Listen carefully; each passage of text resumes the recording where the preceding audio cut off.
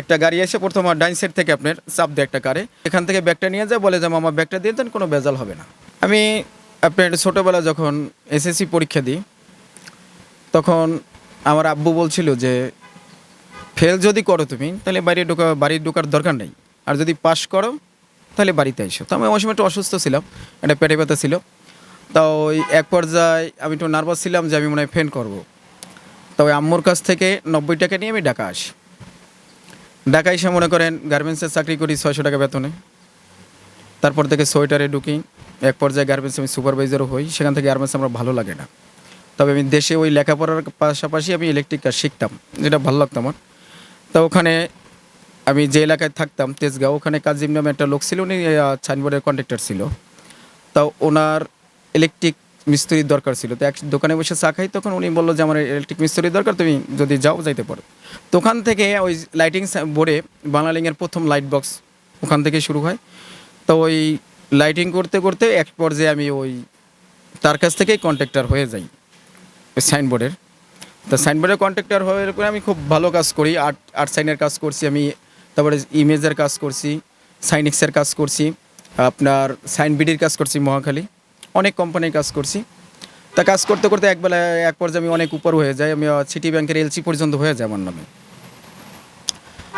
কিন্তু মাঝখানে এসে যখন 2015-তে সেপ্টেম্বর মাসের 11 তারিখ যে আমার যে দুর্ঘটনা ঘটে, ওইটা আমি আপনার সাইনবিডির থেকে এই কাজটা পাই, এবং আর্ট সাইন থেকেও ডাচ বাংলা মোবাইল ব্যাংকিং যে সাইনবোর্ডটা হয় ওটার কাজ আমি আপনার উত্তরবঙ্গের যে কাজটা ওটা পাই। আমি উত্তরবঙ্গের পুরো জোনটা আমি কাজ পাই, ওটা কাজ করি। তো ওটা বিল আসছিল আপনার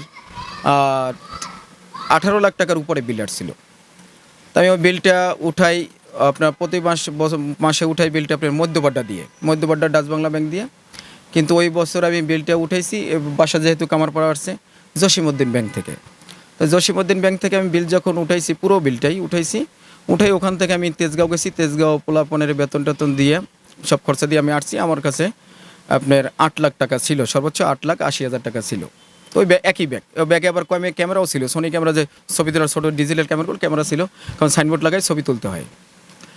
তো ওই ব্যাগে টাকা ছিল। তো ওই দিন রওনা দিনেই দিচ্ছি, বাড়ি যাওয়ার কথা ছিল, বাড়ি একটু জমি রাখছিলাম, ওই জমিটা রেজিস্ট্রি হওয়ার কথা ছিল, এই জন্য টাকাগুলো আমার দরকার ছিল বাড়ি। তাই পরের দিন যাই নাই, শনিবার আব্বু বলছে শনিবার আসা সম্ভব না, শনিবার দিনটা ভালো না।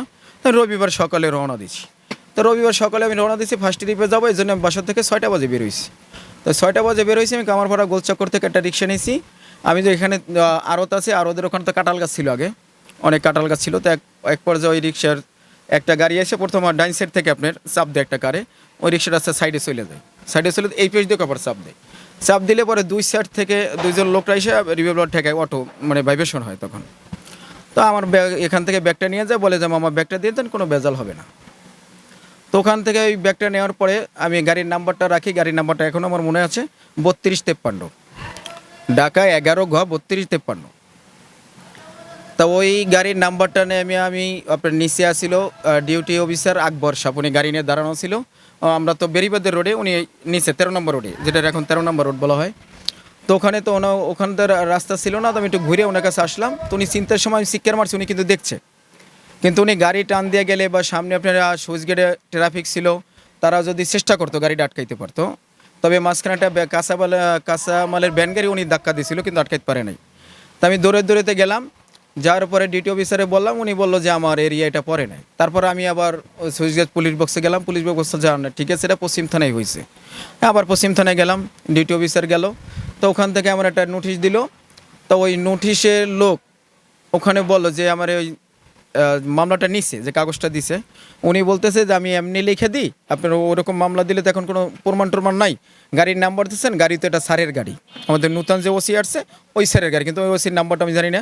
কিন্তু আর আপনারা যে আমি প্রমাণ দেখাবো, ওর কোনো প্রমাণও আমার কাছে নাই, যেহেতু 15 সালে ঘটছে, গুরুত্ব দিই নাই আমি ওটা।